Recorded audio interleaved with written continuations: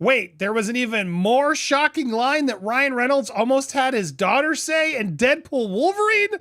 Let's discuss.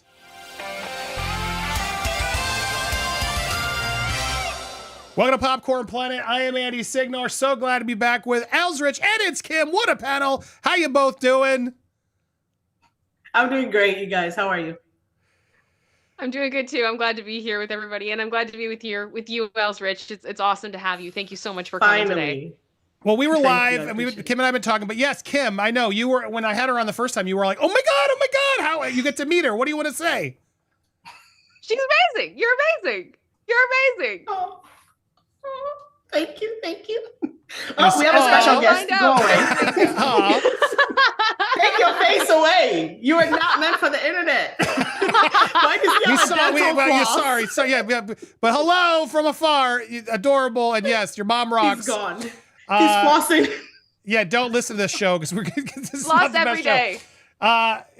She's got headphones care in. is important. What I was gonna say was as we're talking, but yeah, I know you're a good parent. It's very evident. I can see it. I appreciate it. And we've connected. I know we talked about this topic, and you were on before as we talked about this topic, and it's an important topic. And I wanted to bring it up because I saw you sort of breaking this along with some Reddit theories, etc. But the original script came out, and for those that don't remember what we talked about previously, here it is. Here's the moment when Deadpool, 500 Kidpool, versions people show up to of the that portals. line. I'm going to pay for that later. Blake live in to our. She really didn't. And I am. Take Wolverine. When I want your opinion, I'll take Wolverine's out of your mouth. D. That's Kidpool. Guiltily, that is my daughter, I'm Inez. so sorry we have to admit that. And I am Father of the Year over here didn't have to. for allowing her to say such language, have to which, happen either. to her credit, she really didn't want to say.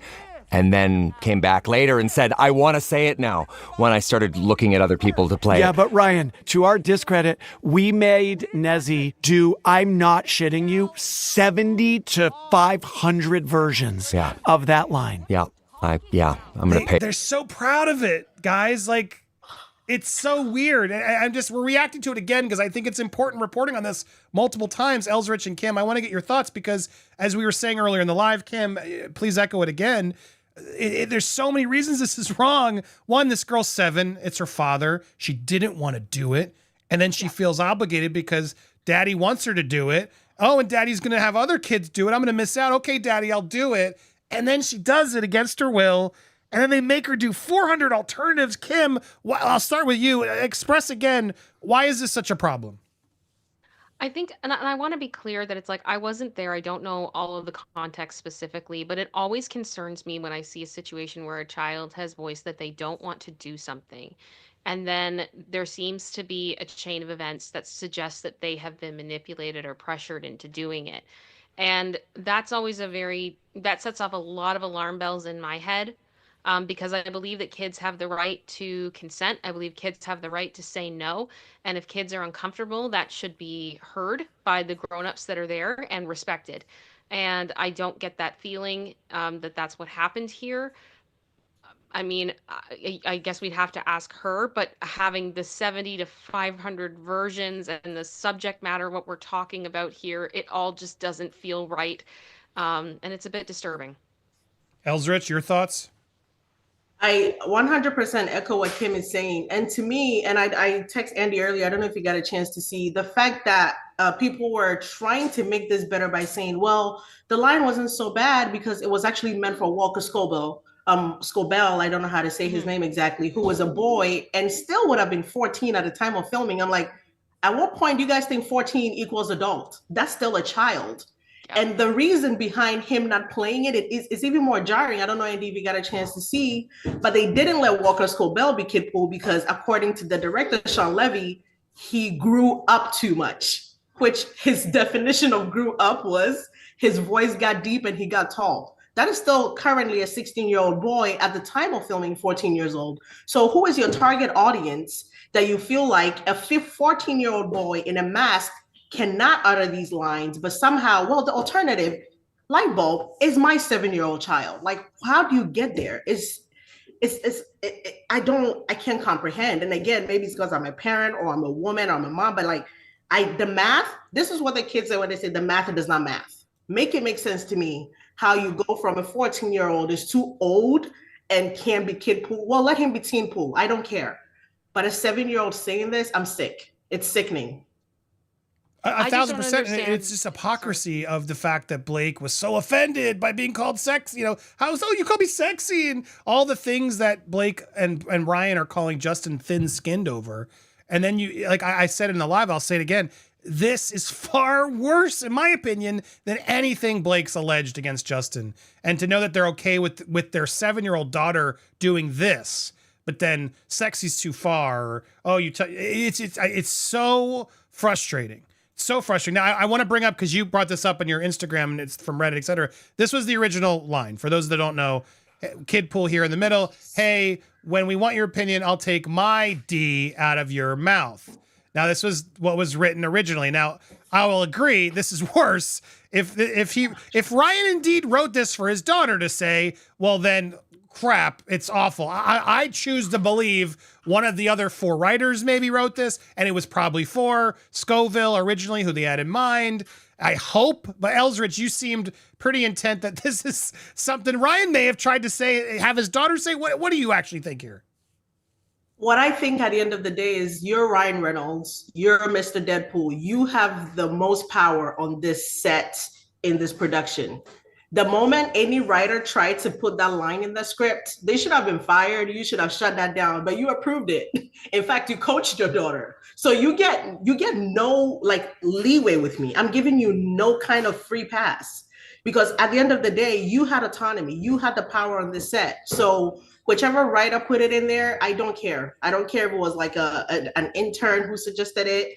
I don't care if it was Disney execs themselves that suggested it. You're Ryan Reynolds. You had all the power. You were on set. You could have never let the child say it. So again, I'm not letting him get away with this. I don't care how the explanation works. I'm not letting him get away with it. Yeah, on top of that, we were talking about this earlier. I want to recap this too with Elsrich's reaction. But did you see this one yet? How Ryan set a fire when he was younger? Oh, yes, I covered this, and I'm actually waiting for an email from Ottawa's archives, because you know me. I go down there, and I lived in Ottawa for a while. And the funny thing is, yes, I lived in Ottawa while I was in college, because I went to college in Vermont, and Ottawa is literally like our neighbor. So, well, Canada is our neighbor. So I just take the Greyhound over there every now and again. But the reason I ended up in Ottawa was because he never mentioned the name of the elementary school, which was curious to me. He never says any teacher's name, nothing. And when you Google Ryan Reynolds Elementary School, you get about 3 different schools, because even though he was born in Vancouver, Canada, he actually lived in a town called Vanier, I believe, which was part of Ottawa, which was a town on its own, but now part of Ottawa. And they give you, I think, St. John Fisher and St. Aquinas, I believe. He went to about 3 or 4 different elementary schools. So I couldn't pinpoint which one caught fire. And then I went into the city's archives to find out elementary schools that caught fire, I think between 1983 and 1990. And somehow it's not there, which begs the question, if he lied about this, that's even weird to lie. Well, and if it's true. For those that don't know, on the replay, here was the line. He said he was always an instigator. I was always working on my personal drama. And then once I burned down a wing of his elementary school and then covered up the crime until now. I apologize to all the fine students and the faculty who admits he set the fire to a tree, which led to a building catching fire. No one found out who it was. I think the statute of limitations has run out. I hope I don't find out that some poor schmo has spent time in jail for it, which then Kim found this follow-up as well, which when asked during the RAPD trial, is there anything you have judgment over? He talks about putting firecrackers in mailboxes, horrible stuff. But then even here talks about, when I was 18 years old, I was pretty reckless. I know there's a statute of limitations, so I don't really want to get into it now. I'm sure that if I said it, it's beyond the point of being arrested for. But yeah, I have a few choice nuggets that I'm not going to talk about. A few choice nuggets.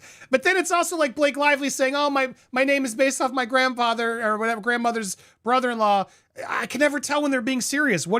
I'm glad to hear you're doing the research, but what do you think, Elsrich? Could this be real? I believe him 100%, especially because he tried to be a firefighter and he was denied.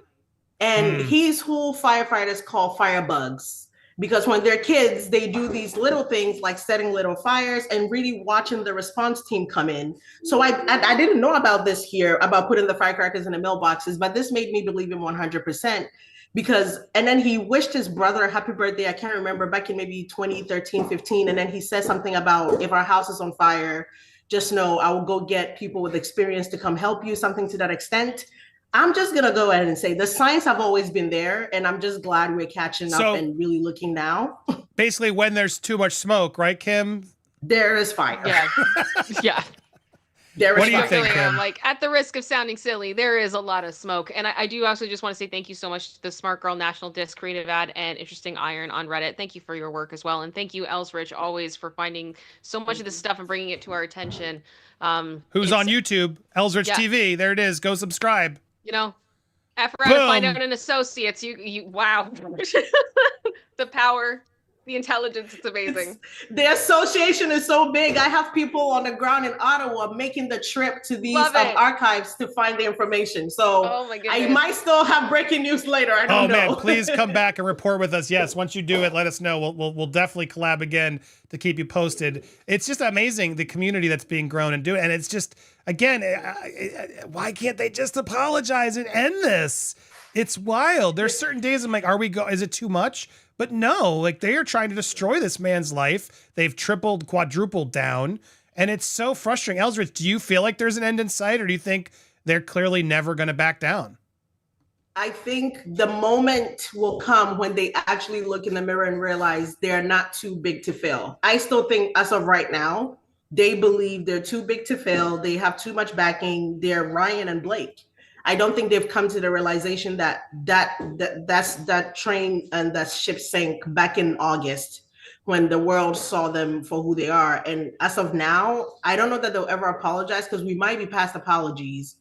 I just think it might just be up to us to quite literally bring them down to earth with us, because right now they're still floating up there. So it ends with us. I see what you did there. It truly will end with us. And bankruptcy. It will end in bankruptcy. Keep that in mind. Oh, gosh. Make sure you hit the subscribe button if you haven't already. Hit the bell for all alerts. Hit that subscribe and the like and all that stuff. Leave your comments down below and make sure you do it as well for both Elsrich TV and It's Kim. Some of my favorite people. Thank you guys so much for watching us live. We got a lot more coming for you. And tune in next week, Thursday, for our Save the Kidpool charity drive. Oh, we're doing it. We're helping the kids. Yes! Unlike Deadpool's actually helping the kids. They can't be mad at us then. Stay tuned. Thanks for watching live. We'll see you guys soon. Bye, everybody. Bye. Bye. Oh.